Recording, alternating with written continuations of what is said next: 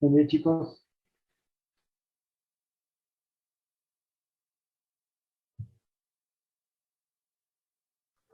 Buenas, profe. Bueno, hoy vamos a trabajar con lo que es, vamos a continuar con lo que es procesamiento de imágenes satelitales, ¿no? En la clase anterior habíamos visto lo que eran tratamientos unibanda y habíamos empezado con los tratamientos multibanda. Dentro de los tratamientos multibanda nosotros vimos los índices normalizados, las operaciones que se producen a partir de operaciones matemáticas entre bandas, y vimos la composición color. Así también vimos el análisis estadístico multivariado de componentes principales, ¿no? que consisten en la regresión lineal múltiple. Y vimos que tenían más de una aplicación, ¿no? Una de ellas podría ser un análisis multitemporal. Hoy vamos a ver, como se ve ahí en la práctica que está en negrita, vamos a ver lo que son clasificaciones, ¿sí? Tanto eh, acá dice clasificadores borrosos, y es clasificadores rígidos y clasificadores blandos. Bueno, cuando nosotros analizamos, ¿sí?, estas imágenes, el conjunto de bandas que constituyen la imagen, nosotros tenemos que determinar una serie de factores. Por ejemplo, tenemos que considerar que una imagen es una matriz de datos, donde cada píxel es un nivel digital o estar caracterizado por un número digital o nivel digital, ¿sí? Y ese dato corresponde a la reflexión promedio de una porción de la superficie terrestre. Entonces, yo puedo correlacionar esa reflexión con lo que realmente hay en la superficie terrestre. Sí, pero una porción de terreno de la superficie terrestre no es uniforme. Aún así, si yo tomara una porción de 2 por 2 metros, puedo tener innumerables, infinitos elementos de diferentes tamaños, desde grava, arena, tierra, plantas de todo tipo. Pueden haber millones de cosas, depende de la escala con la que uno pueda observar una porción de terreno. Entonces, nosotros vamos a tomar un solo valor, que es la reflexión promedio de esa porción de tierra, y vamos a tratar de vincular ese valor de reflexión con alguna categoría de cobertura. ¿Sí? Bien. Eh, Esas categorías de cobertura, nosotros lo vamos a denominar clases. Entonces, las clasificaciones son un tipo de transformación. ¿Por qué? Porque nosotros ingresamos con niveles digitales y lo que obtenemos son números de clases, o sea, obtenemos números de clases informacionales. Esto es pregunta de parcial y de final, ¿sí? ¿Por qué una clasificación es una transformación? ¿De acuerdo? Eh, Vamos a ver ahora brevemente algo de teoría, ¿sí? Pero nosotros tenemos que tener en cuenta que la clasificación es un procedimiento estadístico, ya que cada una de las bandas es un conjunto de datos organizados de forma matricial. Una imagen es eso, cualquier imagen es eso. Entonces se pueden aplicar tratamientos estadísticos. Obviamente, si yo les digo, por ejemplo, necesito que me caractericen a los alumnos de la Ingeniería en Recursos Naturales y Medio Ambiente de Salta. Y yo les doy un conjunto de datos de todos los estudiantes de la Universidad Nacional de Salta. ¿Me va a servir para caracterizarlo a los estudiantes de recursos? Y tengo demasiada información dispersa. Entonces, La primera clasificación, que podría ser con el conjunto de los números o del conjunto de estudiantes de la Universidad Nacional de Salta, ¿cuál es? Primero es separarlos en facultades, ¿sí? Una vez que los separamos en facultades, después lo podemos separar por carreras. Fíjense que ahora vamos hilando más fino. Y no es lo mismo el comportamiento de los estudiantes de agronomía que los de biología, que los de recursos, que los los de geología. Los intereses de los estudiantes van a cambiar. Así, por ejemplo, los intereses de los estudiantes de agronomía, en líneas generales, va a estar vinculado con las actividades agrícolas y pecuarias, ¿sí? Entonces, eso es lo que vamos a empezar a analizar. Por ejemplo, los de biología van a tener características orientadas a la biodiversidad, la conservación, etc. Los chicos de geología les gusta mucho el suelo, la roca, minerales, y se visten y se comportan de manera diferente. Y los de recursos, bueno, están más orientados al aprovechamiento de los recursos y del ambiente.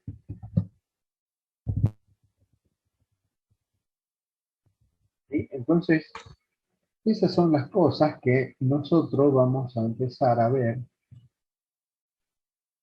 y podemos agruparlo. Entonces, si yo quiero saber cuáles son las características que tienen los estudiantes de los cursos, primero tengo que separarlos del resto. Y después puedo empezar a ver cuáles son los datos de cada uno de los estudiantes para que el conjunto de datos pueda ser analizado de manera estadística. ¿Sí? Entonces, esa es una forma, empezar a separar los datos. Entonces, cada banda que nosotros tenemos en un satélite serían como los estudiantes de cada una de las carreras. Si yo quiero extraer información de toda la facultad, y digo, bueno, quiero organizar los estudiantes, pero tengo estudiantes que van desde los 18 años hasta los 65 años. Entonces, ¿cómo puedo organizar a los estudiantes? Una forma de organizarlos o de agruparlos es por año de nacimiento.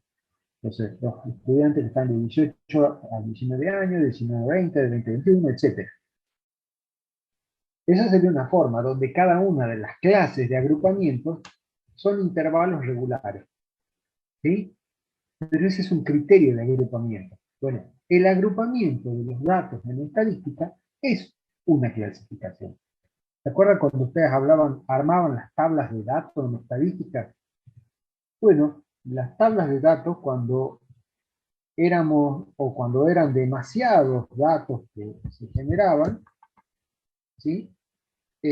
Lo que se hacía era organizar en intervalos. Bueno, esos intervalos justamente son clases. Cada intervalo es una clase y lo que se hizo fue una clasificación. Entonces esa clasificación está sujeta a muchos criterios. El criterio para clasificar a los alumnos por edad podría haber sido tomar un criterio equivalente para cada una de las clases donde cada clase tiene el mismo tamaño. Entonces, eh, ahí el tamaño va a ser un año de gente que tiene. Entonces, otra forma de asociar a los estudiantes puede ser no por la edad, sino por el año en el cual se encuentra cursando la carrera. Y ahí voy a tener 5 clases.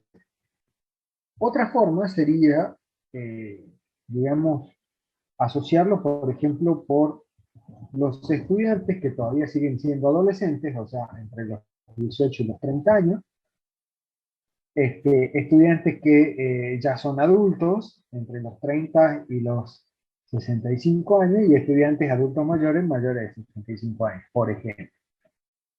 Pero ahí las clases van a ser muy visibles. ¿Qué quiere decir que las clases sean muy visibles? Que voy a tener intervalos de clases o rangos de clases muy diferentes. Ahora bien, cuando nosotros analizamos los patrones en la naturaleza,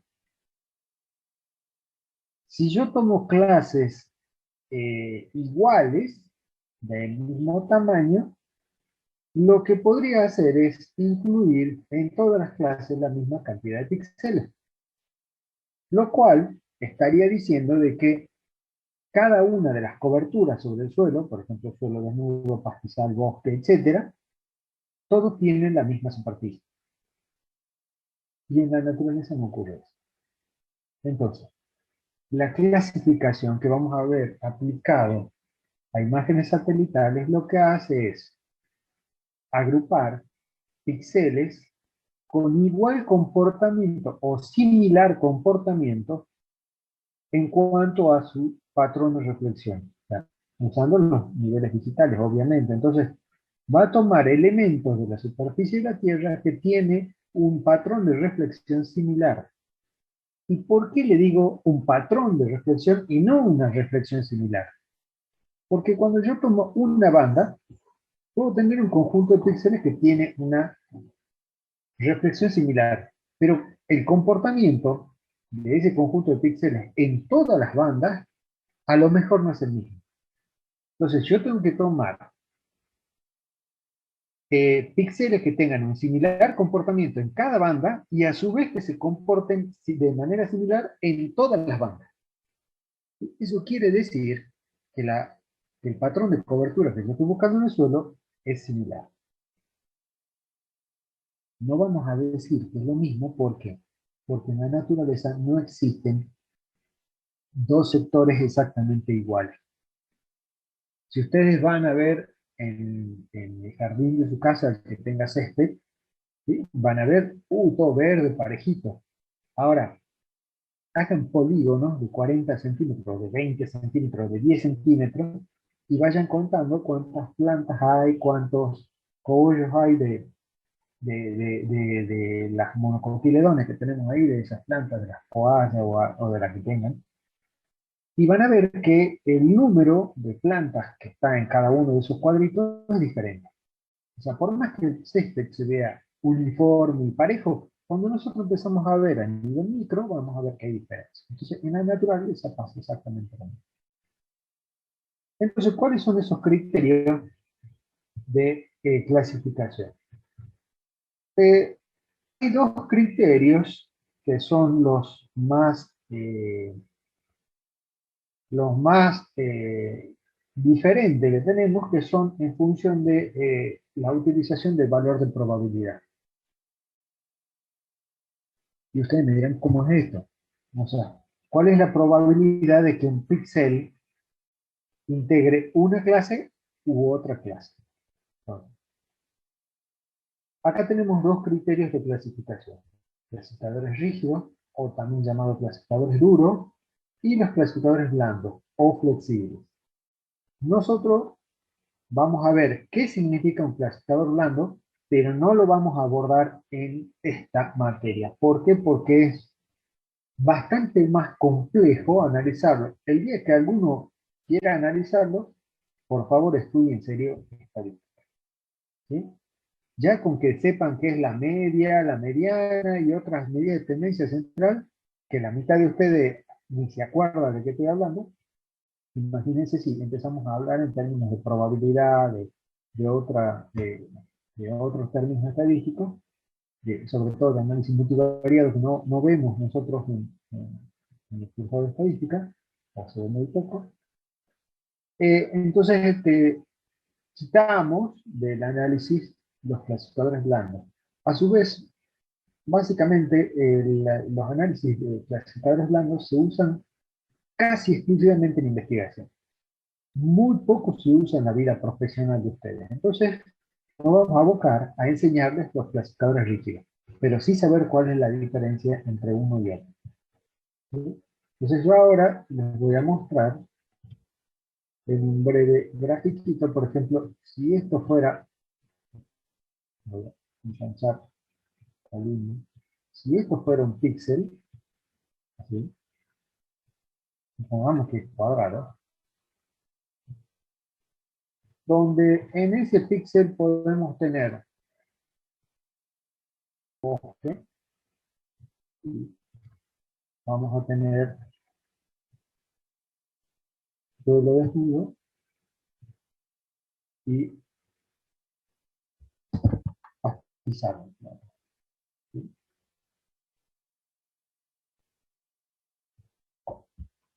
Bosque,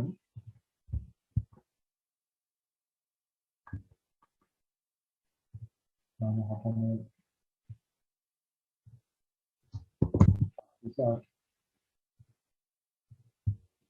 suelo, suelo, simplemente. Eh, una hoja, ¿sí?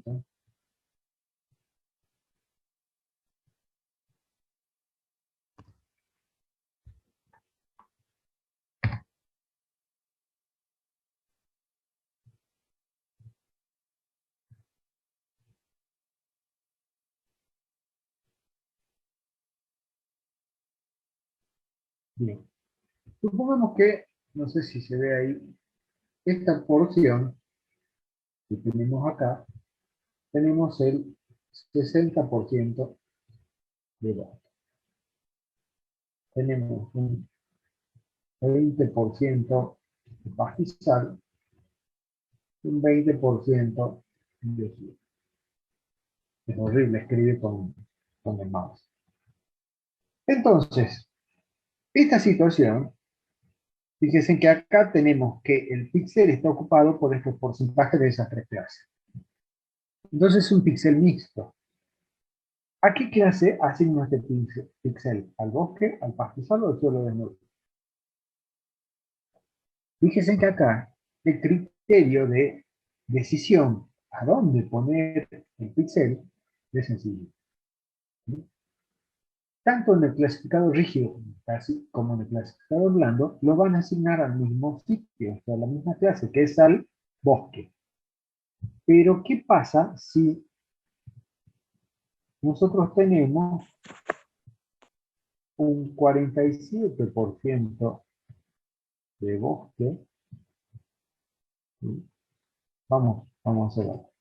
Vamos a poner un 37% de bosque. Vamos a poner un 30% de suelo y un 33% de pastizal. Y ustedes me dirán, bueno, lo asignamos a bosque. ¿Por qué? Y porque es el de mayor proporción. Sí, pero están muy ahí, ¿no? Fíjense, los clasificadores rígidos no van a dudar a dónde asignarlo. O sea, ese píxel se va a asignar a bosque. O sea, se lo va a asignar a la clase dominante, así sea que la clase dominante prevalezca en un solo punto. O sea, con que tenga una mayoría simple de predominancia, se lo asigna a la clase que le corresponde. ¿Sí? En el caso de los clasificadores blandos, no lo va a asignar a ninguno. ¿Por qué? Porque para poder asignar un píxel a una determinada clase, esta clase deberá estar presente en más del 50% del píxel. Entonces, cuando no encuentra ninguna clase donde lo vaya a asignar porque la probabilidad de pertenencia es baja, ¿sí? No lo asigna a ninguna clase y crea nuevas clases de píxeles que no pertenecen a ninguna de esas. O sea, serían los denominados en la naturaleza, le podemos llamar ecotonos, ¿sí? Que son las zonas de transición entre dos clases. ¿De acuerdo? Entonces, el criterio que se establece para los clasificadores blandos es que alguna de las clases dominantes deberá superar el 50%. ¿Sí? Mientras que las que no son dominantes o cuando no hay ninguna clase dominante, no va a asignar a ninguna de ellas. Bien. Luego tenemos un tercer grupo, que son los denominados clasificadores hiperespectrales, que se utiliza solamente para imágenes satelitales hiperespectrales. Fíjense, si ustedes toman una foto con su teléfono, esa foto es monoespectral. ¿Por qué? Y porque corresponde a una sola región del espectro electromagnético. Una multiespectral puede tener tres regiones del espectro electromagnético como mínimo. Por ejemplo, la imagen de Sieverts tiene 4 regiones. La imagen de Resultsat tiene 4 regiones. Las imágenes de Landsat 8 tiene 11 regiones. ¿Sí? Pero existen otros satélites que se denominan hiperespectrales, que tienen más de 24 regiones de registro, o sea, tienen más de 24 bandas. Y hay algunos satélites hiperespectrales que tienen 256 bandas. Estamos hablando de una barbaridad de bandas. Entonces, con los sistemas o procesadores que nosotros conocemos para clasificación, no se puede procesar semejante cantidad de información. Para ello se requieren clasificadores hiperespectrales. Ustedes lo único que tienen que saber es que un clasificador hiperespectral es aquel que está diseñado para trabajar con muchas bandas. De aquí vamos a hablar de que los clasificadores rígidos se dividen en dos grupos más. Lo que se denominan clasificadores no supervisados y los clasificadores supervisados. O sea, los supervisados están en rígidos, blandos e hiperespectrales. Pero los supervisados son tanto rígidos y los no supervisados también se denominan rígidos. ¿Sí? La diferencia está en que la clasificación supervisada en los algoritmos de agrupamiento interviene el operador. O sea, cada uno de ustedes le van a enseñar al programa o le van a indicar al programa qué es lo que vamos a buscar y cómo lo vamos a buscar. ¿Sí? Entonces, esto lo vamos a detener un poco más detalladamente, o lo vamos a ver más detalladamente en la próxima clase. ¿Sí? Nosotros ahora hoy vamos a trabajar los clasificadores no supervisados. ¿Qué significa esto? Que se hace un agrupamiento, ¿sí?, de las clases donde no interviene el operador. O sea, la única forma de que el operador pueda intervenir es decidiendo el número máximo de clases y eligiendo el nivel de generalización. Pero no le va a decir al programa cómo buscar y a partir de qué buscar. ¿Sí? Y después, bueno, al final se hace la evaluación de la exactitud, que es simplemente que se hace la visita de campo. En algunos docentes de la carrera les van a decir a ustedes que la clasificación no supervisada no hay que ir al campo y en la supervisada sí hay que ir al campo. Eso es una mentira. En todos los casos hay que ir al campo. No supervisada significa que no hay intervención del operador en la heurística de decisión de procedimiento que se aplica. Y supervisado significa que ustedes van a generar una serie de estadísticos donde le van a indicar al programa qué buscar y cómo buscar. ¿De acuerdo? Fíjense, bueno, acá ya empezamos con las instrucciones. Esto es muy cortito, es rápido, sencillo. Se abre el Libresis Selva y luego vamos a los algoritmos de clasificación no supervisados. Tenemos el algoritmo cluster y acá les indica el práctico dónde buscarlo, cómo hacerlo. ¿Sí? Y acá tenemos la clasificación. Bueno, fíjense, acá tenemos algunos datos y después vamos con el método isoclase. ¿Sí? Básicamente, y acá les muestra el práctico cómo hacer. Voy a compartirle la pantalla con el Idrisi y vamos a trabajar con ello. Ahí está. Yo ya me conecté con el Idrisi y ahora, acto seguido, vamos a ver, acá tenemos la misma carpeta que teníamos la clase pasada. Yo voy a trabajar con la misma carpeta, pero el práctico les dice que deben conectar la carpeta eh,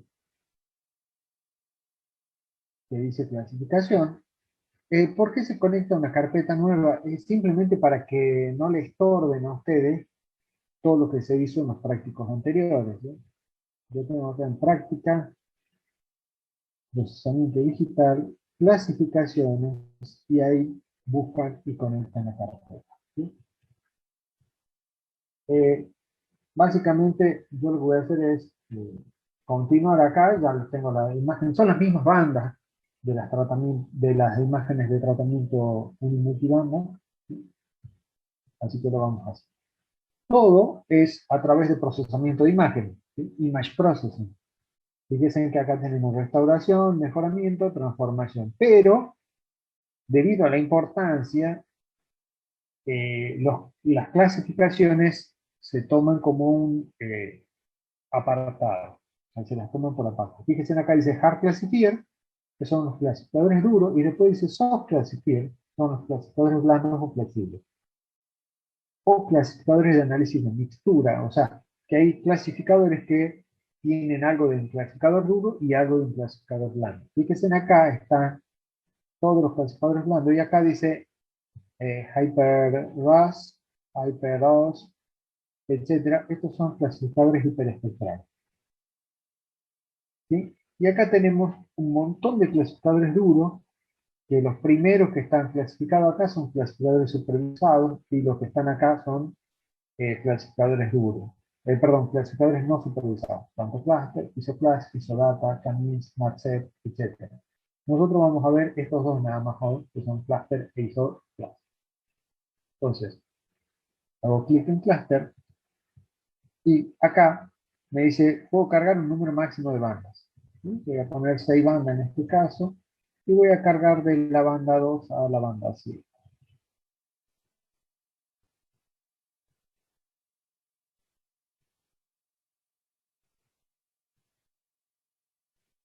Fíjense, acá de número de salida yo le voy a poner cluster INE y voy a seleccionar acá donde dice nivel de generalización fino, ¿sí? Y acá voy a hacer clic donde dice clustering rules en written or cluster. Todo esto está explicado en el práctico. Y luego, de nombre de salida, le voy a poner que está acá escrito, que dice nivel de generalización broad, que es grosero, nivel de generalización fino o grosero, y ya les voy a mostrar cómo se hace. Sí, está procesando, voy a esperar que termine y le voy a mostrar un segundo. Por ejemplo, el análisis consiste en,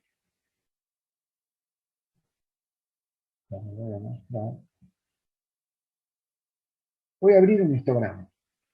El análisis se basa básicamente en el análisis de los histogramas de las imágenes.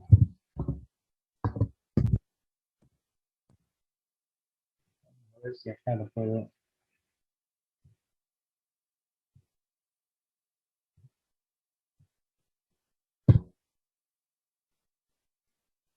Acá les voy a mostrar, ¿sí?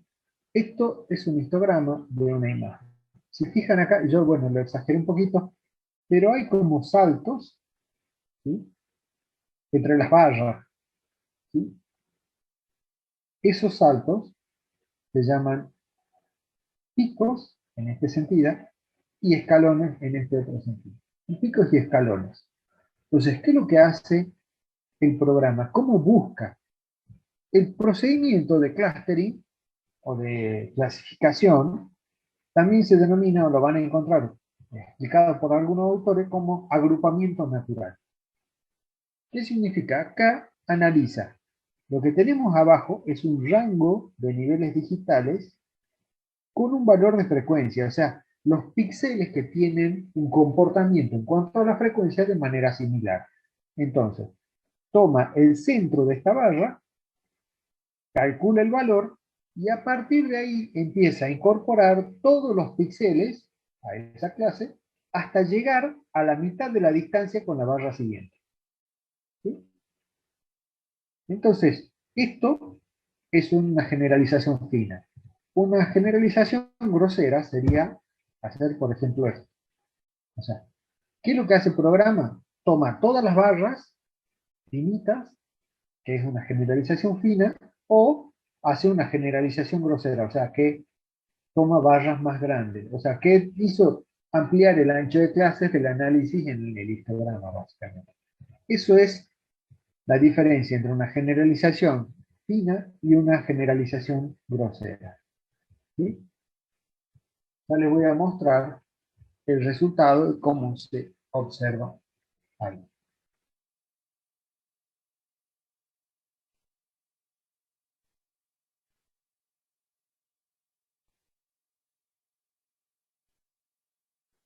Entonces, acá ya vamos a ver, en breve va a aparecer la imagen, de la clasificación mediante una generalización grosera. Pero hasta que aparezca esa, les voy a indicar lo siguiente. El práctico les dice que eh, nosotros analizamos para saber cuántas clases me van a poder explicar, perdón, cuántas clases me van a poder explicar el comportamiento de las unidades de paisajes en general en esta ventana o en esta escena.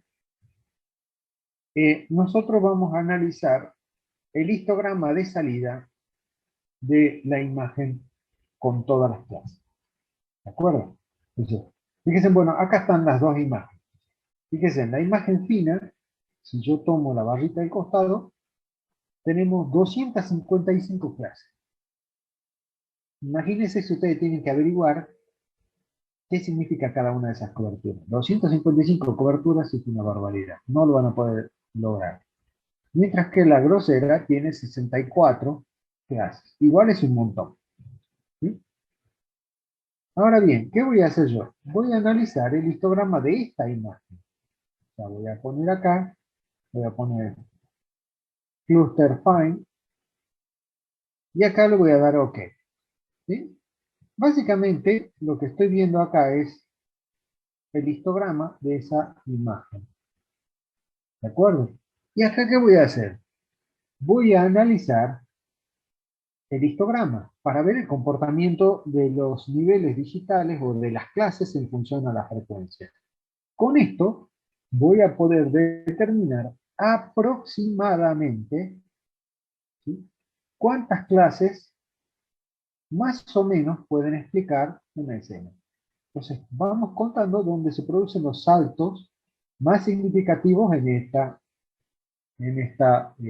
histograma. Entonces acá tenemos 1, 2, 3, 4, 5, 6, 7, 8, 9, 10, 11, 12. Puede ser entre 12 y 14.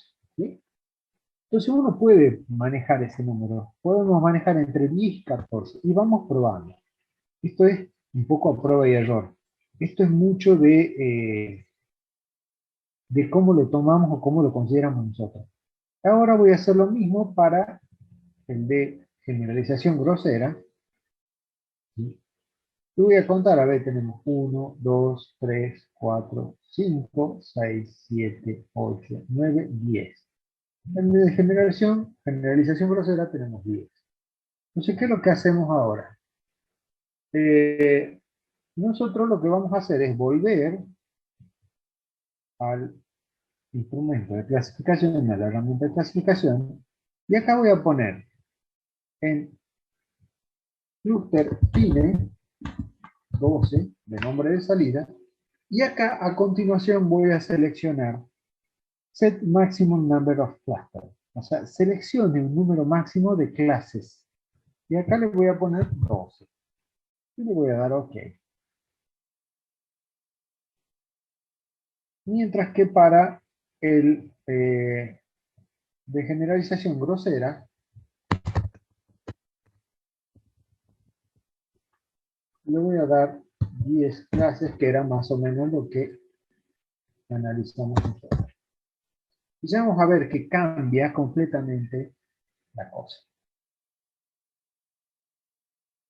Vamos a esperar un momento a que termine y ya les voy a indicar. Bueno, eso es el proceso de clasificación, el método cluster. Pero después, ustedes van a ver acá, en la teoría, que les dice que hay otro agrupamiento no supervisado que es el método isoclass, que en realidad se denomina también autoorganizado y es iterativo. O sea, ¿qué quiere decir que haga iteraciones? Que hay un proceso que lo va a repetir, ¿sí? Que es, repite la rutina de ajuste. Fíjense, bueno, acá está explicado paso a paso la lógica siguiente. Dice, el usuario dice el número de grupos para descubrir, uno se encuentra verdaderamente ciego al tomar esta decisión, o sea, nosotros no sabemos cuántos grupos hay. Como consecuencia, una estrategia común es pedir un número grande y luego agrupar grupos después de la interpretación, ¿sí? Básicamente. Y ya lo vamos a ver un poquito más. Bueno, y acá está todo el paso a paso. ¿Qué es lo que hace el método ISOCLASS? Lo que hace es hacer lo mismo que está haciendo Cluster, y una vez que termina de hacer el método ISOCLASS, lo que hace es aplica un proceso iterativo que utiliza el procedimiento de máxima verosimilitud completa. O sea, en realidad, usted notará que o sea, ustedes van a notar de que se utilizan reiteradas veces los módulos de Makeshift y MathLive, y esto provee un procedimiento de asignación de grupos muy fuerte. O sea, ¿qué es lo que hace el programa? O sea, va a hacer el método isoclass, ¿sí?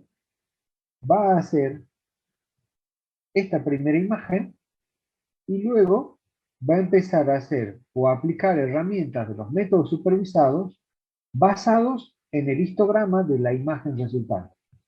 ¿Y qué es lo que hace? En base a ese histograma, va a volver a ajustar las clases. Genera un histograma de esa nueva imagen, vuelve a ajustar las clases y ¿hasta cuánto? Hasta que llegue a la cantidad de clases que ustedes le están indicando. ¿Cuántas veces repite el proceso para ajustar las clases? Eso lo van a definir ustedes. Ustedes pueden definir el número de iteraciones, ¿sí? Bueno, acá les voy a mostrar, fíjense, esta, la de la izquierda, es la imagen que tenía todas las clases, y la de la derecha, clases. Fíjense, bueno, todo lo que está acá en rojo es suelo desnudo, Valle del Lerma y zona de montaña. Si uno quiere saber qué es cada color, simplemente tengo que tocar acá, hacer un clic en cada cuadrito, y fíjense, todo lo que es de esa clase se va a ver en rojo y todas las demás clases se ven en negro. Entonces yo puedo ir viendo ahí qué es y cómo se distribuye cada una de las clases. Por ejemplo, la clase 12 tiene que ver con los cuerpos de agua, o sea, está el dique, pero también hay un montón en las montañas. O sea que ahí lo que me está mostrando básicamente es la sombra de las montañas. Todo lo que se ve negro. Y fíjense que esta clasificación me aporta una primera aproximación. Acá todo esto que se ve en amarillo es la selva montana, ¿sí? Las yungas de mayor expresión. Y después tenemos obviamente esto que puede ser bosques degradados, bosques húmedos degradados y así sucesivamente. Fíjense que acá, en la de generalización grosera, se ven mejor los límites de distribución de los bosques. Y el suelo desnudo, acá, fíjense que se ve bastante bien, y acá se veía en rojo.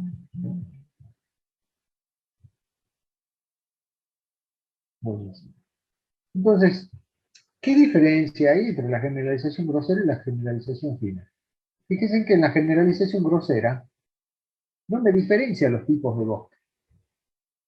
O sea, todo lo que es bosque, tanto bosque húmedo como el bosque degradado, etcétera, se lo ve acá de un solo color. Mientras que acá, en la generalización fina, puedo discriminar entre tipos de comunidades florísticas o del tipo de bosque en función de la densidad o de la cobertura. ¿Sí? Pero cuando yo voy al área urbana, fíjense, acá, sobre todo en este cono aluvial, el grosero me brinda mejor respuesta, ¿sí?, en las áreas alteradas, mientras que el fino no tanto. O sea que si yo voy a trabajar en áreas naturales, me convendría este, y si voy a trabajar en áreas alteradas, me convendría este. Entonces, ¿cuál es mejor? No existe una clasificación mejor. Uno tiene que empezar a evaluar qué es lo que yo estoy viendo en la imagen y si en función de los objetivos de mi trabajo me van a servir o no. ¿Sí? Entonces, ahí vamos viendo esto. ¿Sí? Y ahora vamos a ver brevemente cómo sería la clasificación de isoclase. Voy a usar acá, no,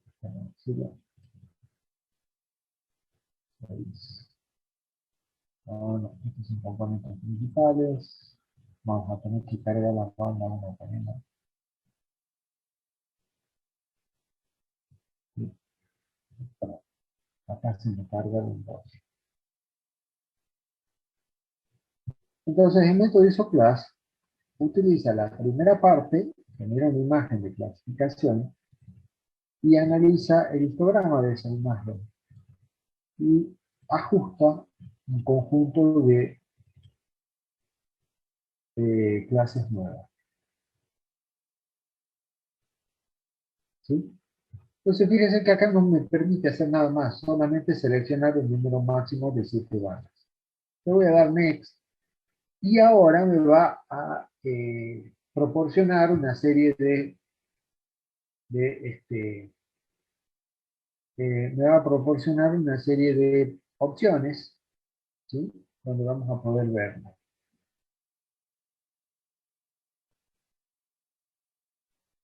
Esas opciones van a tener que ver con la cantidad de iteraciones que se van a realizar o no.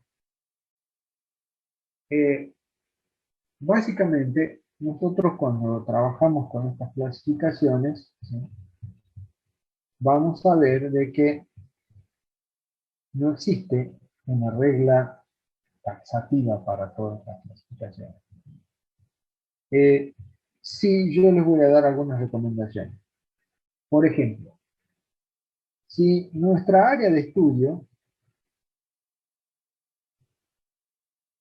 vamos a abrir esta,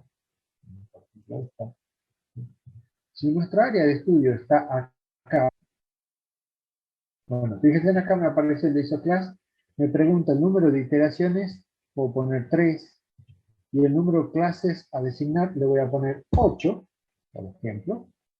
El número máximo del tamaño de píxeles que van a constituir una clase son 60. O sea, no puede existir una clase con menos de 60 píxeles. Y de nombre de salida le voy a poner ISO plus, ¿sí?, ISO clase. Y le doy OK. Ahí lo voy a dejar procesando. Fíjense que acá me muestro el histograma de salida en el cual se va a basar el análisis que está haciendo, ¿no?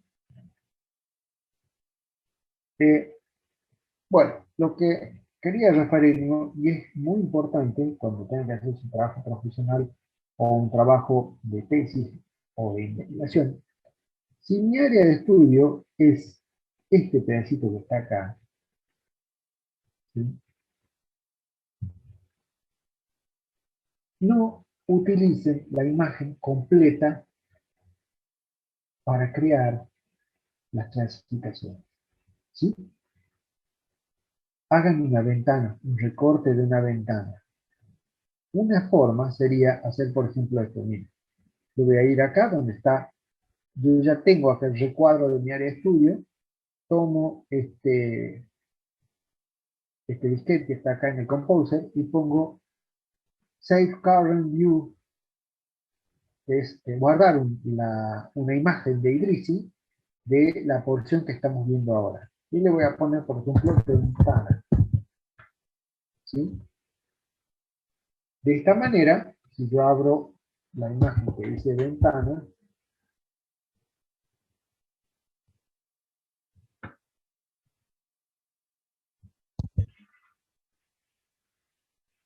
acá,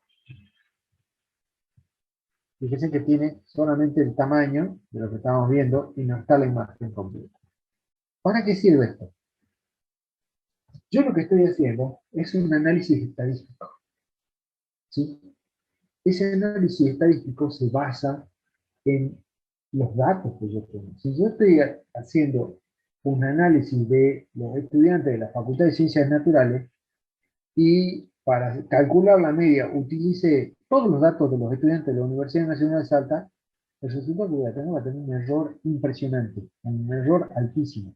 Acá pasa lo mismo, porque al dibujar un histograma con otras coberturas que no están presentes en mi área de estudio, por ejemplo, las zonas de altas montañas, los pastizales de altura o solo las rocas expuestas de altura, eso va a influir en la forma del histograma y obviamente eso va a influir en cómo se reagrupan las clases. O sea que estadísticamente lo que estamos haciendo está mal. Para ello, se puede ir a Reformat y Windows. Y acá, con esta herramienta, podemos recortar todas las bandas con la ventana que nosotros hicimos. Por ejemplo, acá se pone tomar las dimensiones de una ventana existente. Y acá cargo, por ejemplo, ventana, y acá cargo todas las bandas. Y acá dice adicionar un prefijo, sí, pone ventana, guión bajo, y se le asigna el prefijo y crea todas las bandas, pero del sectorcito que a ustedes les interesa. Otra opción sería crear lo que se denomina una máscara booleana. O sea, yo lo que puedo hacer es tomar una herramienta de digitalización, ¿sí? Es más, en el práctico está cómo se usa la herramienta de digitalización en la parte de algoritmo de clasificación supervisada. Fíjense, acá está la herramienta de digitalización, les va indicando cómo se hace, cómo se crea, cómo se borra, todo. ¿Sí?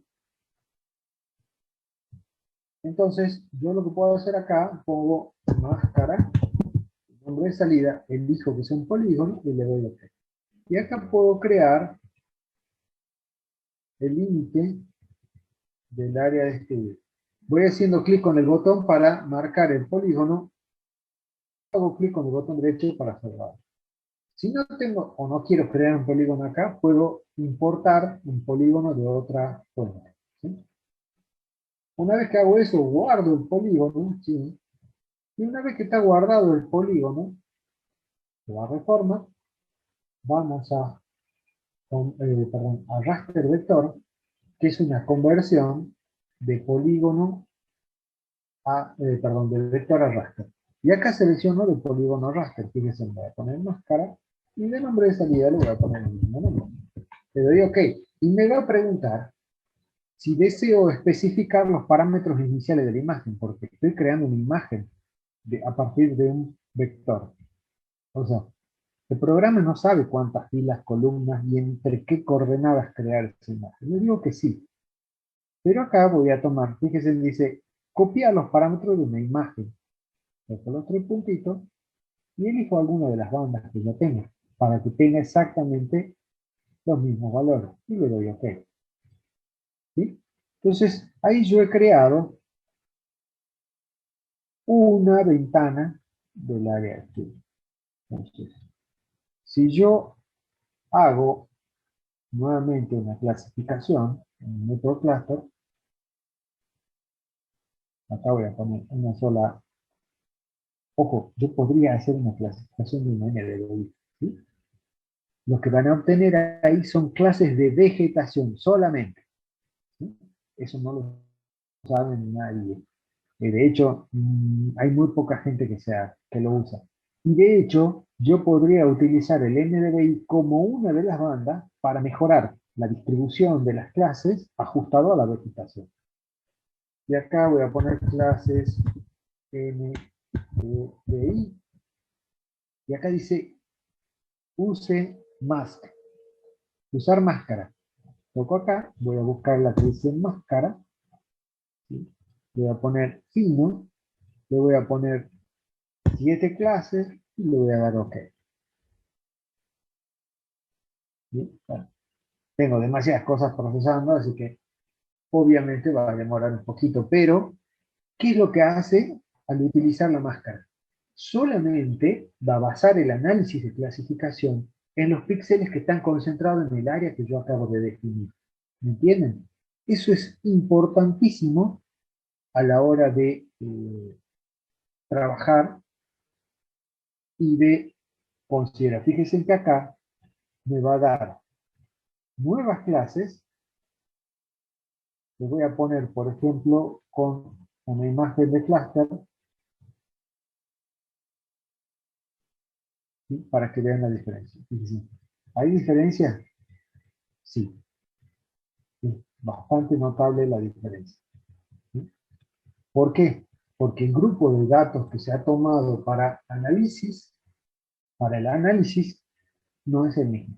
O sea que está más ajustado a las clases presentes en mi área de estudio. ¿De acuerdo? Eso sería utilizar una máscara booleana. Una máscara booleana es aquella que está conformada por unos y ceros. Si uno multiplica una máscara booleana por una imagen, todo lo que es 1 va a seguir estando presente y todo lo que es 0 desaparece. Se vuelve como zona de no información. ¿Sí? Bueno, hasta ahí vamos a llegar hoy. Mi máquina sigue trabajando, procesando el ISOCLASS, va lento, depende, y eso que es una máquina rápida, así que es un procedimiento lento. Que tengan paciencia si es que alguno lo hace. No les voy a exigir que lo hagan en el práctico, pero si lo quieren hacer, por favor, lo van a hacer. Bien, les mandé la asistencia, les vuelvo a compartir por si les falta alguno. Vamos a llegar hasta ahí. El próximo martes vamos a continuar analizando un poco más sobre lo que es clasificación y vamos a empezar con la clasificación supervisada, con algunos de los elementos de la clasificación supervisada. La semana que viene vamos a hacer todo clasificación. Y la siguiente, bueno, vamos a ver si nos da el tiempo para ver algo de radar. Y vamos a trabajar con cartografía, básicamente, pero interpretación de cartografía. No vamos a crear cartografía, ¿sí? Eso nos lleva mucho tiempo. Y vamos a ver algunas herramientas y algunas cosas de cómo saber cuándo estamos hablando de cartografía y cuándo no. Cuándo es un mapa y cuándo es un esquema, por ejemplo. ¿De acuerdo? Bien, no los demoro más y los dejo liberados para que puedan seguir con sus tareas. ¿De acuerdo?